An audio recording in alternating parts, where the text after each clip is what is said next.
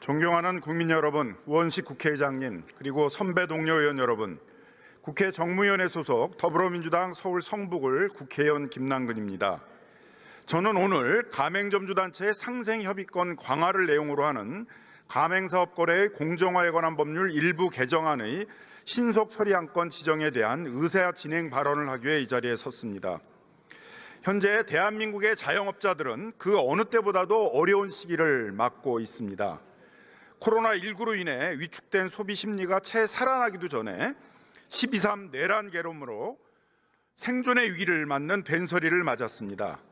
내수 침체로 소비자들이 지갑을 꽁꽁 닫으면서 자영업자들은 매출 급락으로 폐업 위기에 몰리고 있습니다. 작년 12월과 1월 두 달만 해도 자영업자 20만 명이 폐업을 한 상황입니다.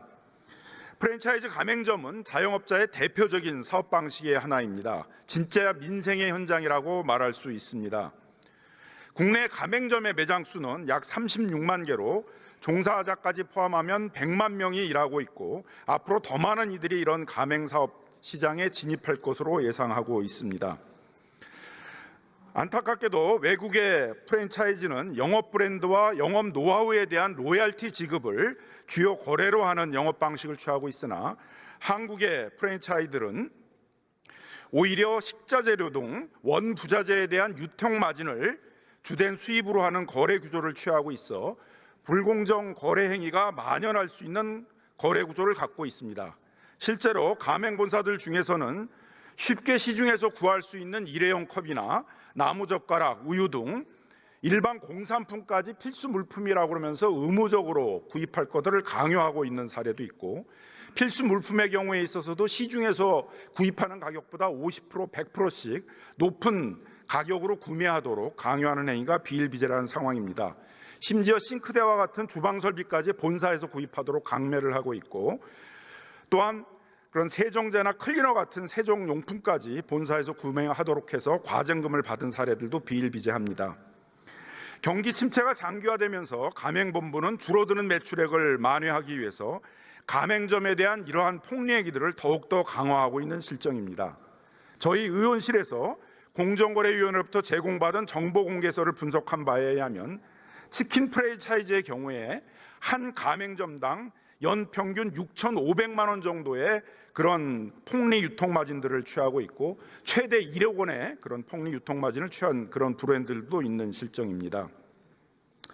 이로 인해서 가맹점들은 점점 빈곤화되고 거래 조건이 악화되어 영세화되어가는 추세에 있습니다. 만일 폐업하고 파산하는 경우에 있어서는 빈곤추로 전락하는 위기에 몰리고 있어서 본사를 상대로 고된 힘든 싸움을 하고 있는 프랜차이즈들도 비일비재한 상황입니다. 제과제빵, 치킨 프랜차이즈, 패스트푸드, 피자 등 수많은 가맹점주들이 원가율이 50%를 육박하고 있어 경영이 어렵고 생존의 위기에 몰리고 있다고 호소하고 있습니다. 본사들의 이런 과도한 물류마진 수치를 막아달라고 하는 것입니다.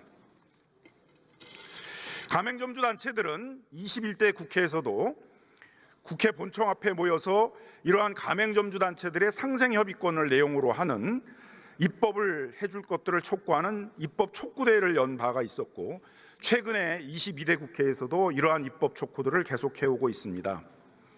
일부 프랜차이즈 가맹 본사들은 오히려 이러한 가맹점주 단체들의 의견들을 받아들여서 모범적인 상생협약을 체결하고 있는 경우들도 있습니다.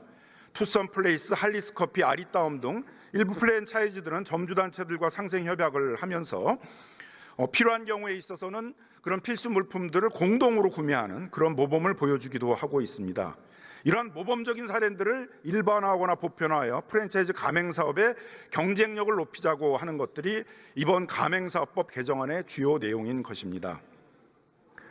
불공정위가 발생해도 가맹점주들은 본사의 계약 해지나 불이익 제공이 두려워서 행정당국에 직접 신고하는 것을 두려워합니다. 이렇다 보니 행정당국이 36만 개의 가맹점을 일일이 감독한다는 것도 사실상 불가능에 가깝습니다.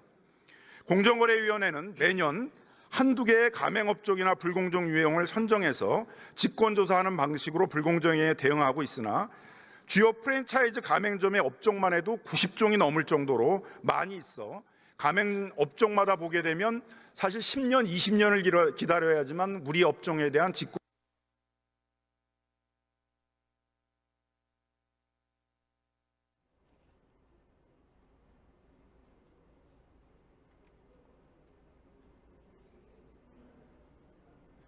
해외에서는 이미 이러한 중소기업들에게 상생협의권, 단체협상권을 부여하는 사례들이 많이 입법화되어 있습니다.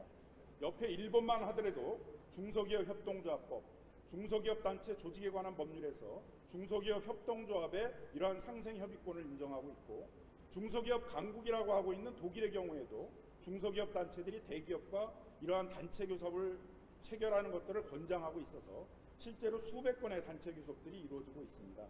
최근에 호주만 하더라도 이러한 단체협상 제도를 도입해서 중소기업 프랜차이즈 가맹사업자, 연료소매업자들이 이런 단체협약을 체결하고 있는 상황에 있습니다. 자, 이제 정리해 주시죠.